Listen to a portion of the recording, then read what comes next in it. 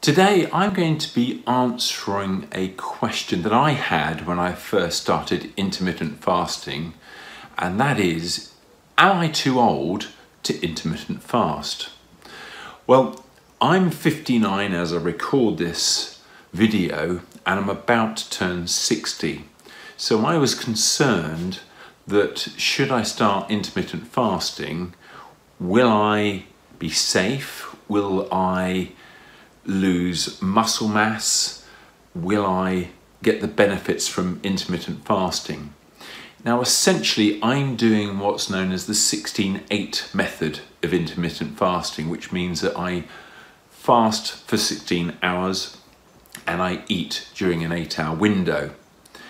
I have also been experimenting as I've gone through or done more intermittent fasting of extending my fast. I think so far probably the longest I've fasted for is around about 22 hours, and to see what effect that has actually.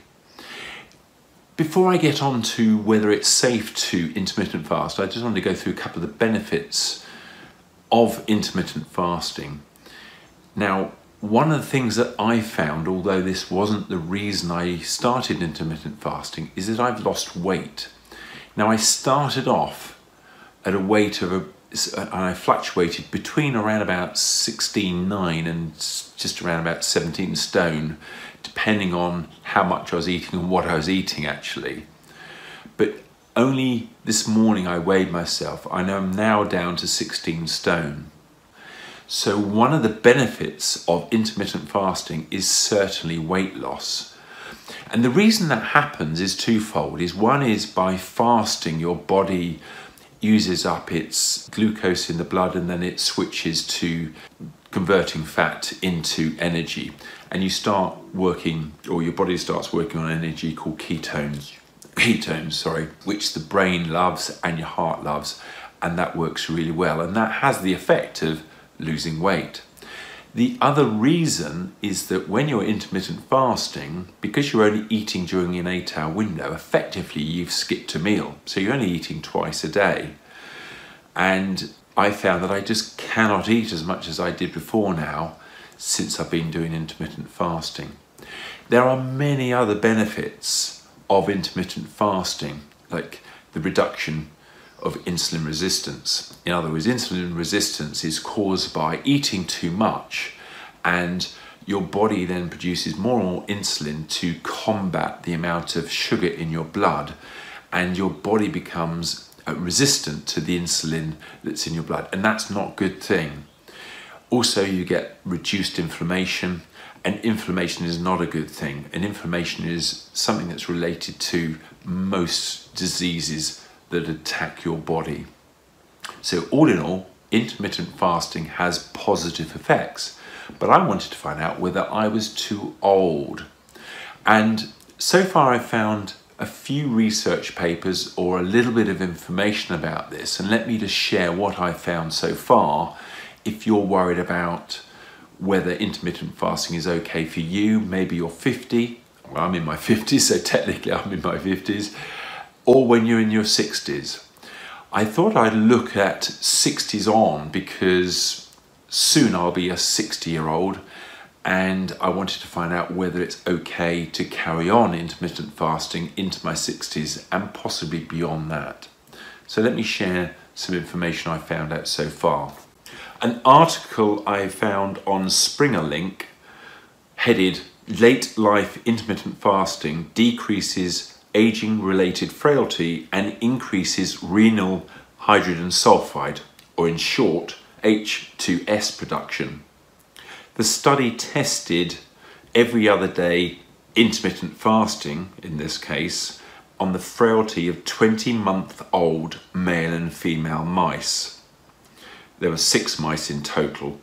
And to compare that to humans, mice ranging from 18 to 24 months of age correlate with humans ranging from 56 to 69 years of age. So actually that's a very good age comparison for my current age. So if you're in the 50s or 60s, this relates to you.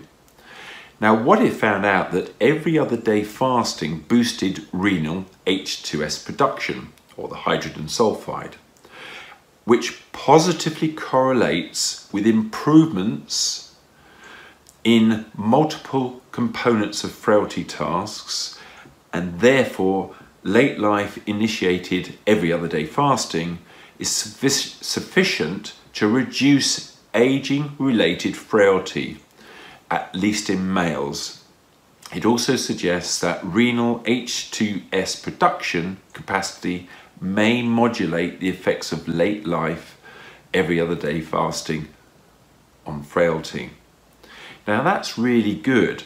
Now I also just checked about the role hydrogen sulfide plays in the renal system, and an article in the National Library of Medicine says further research reveals that multiple mechanisms are underlying the protective effects of H2S, or hydrogen sulfide, including anti-inflammation, anti-oxidization, and anti-apoptosis. Apoptosis meaning cell death.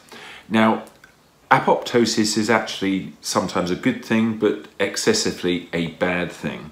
And apoptosis is good for anti-cancer because basically it kills cells that are bad in your body. So I hope that helps a little bit, but there's a couple more things that I found relating to fasting as you're older. And this is what Dr. Jen Ashton says about intermittent fasting and seniors on Good Morning America. And let me just share a clip with you. Dr. Ashton, I got a question here for you. Is intermittent fasting safe for seniors? That's a question coming to us from Okay, it can be, but of course not someone who is taking medication for diabetes or who's on a strict medication regimen. A lot of medications need to be taken with food. But when you talk about intermittent fasting, there's a lot of good scientific data and nutritional science data that it can be helpful if you do kind of like a prolonged period of fasting, 11 hours, 12 hours. You know, check with your doctor before you do anything like this, but we've talked about it before. There's a lot of good data in support of it.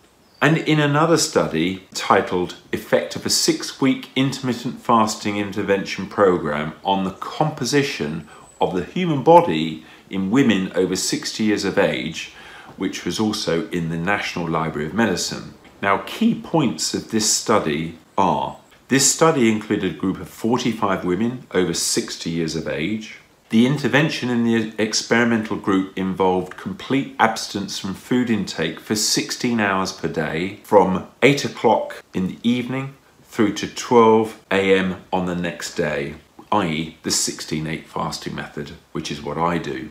The results demonstrated that the body weight in the subjects in the experimental group decreased by almost 2 kilograms. That's about 4.4 pounds. The skeletal muscle mass did not change significantly, and interestingly, the proportion of subjects who did not succeed in following the prescribed diet was around about 12%. So to highlight, the application of intermittent fasting in female subjects over 60 years of age resulted in positive changes in body composition. Time-restricted feeding was characterized by a lower resignation rate compared to other diets involving intermittent fasting. In other words, more people continued with intermittent fasting versus choosing some other type of diet. So I hope that helps you to build a bit of confidence of starting intermittent fasting as you grow older.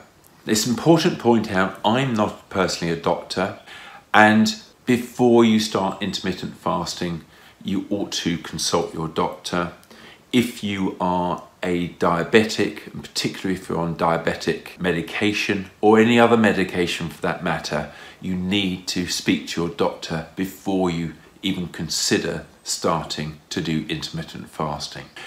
Well, thank you very much for listening, and I look forward to seeing you on the next video. Take care and bye for now.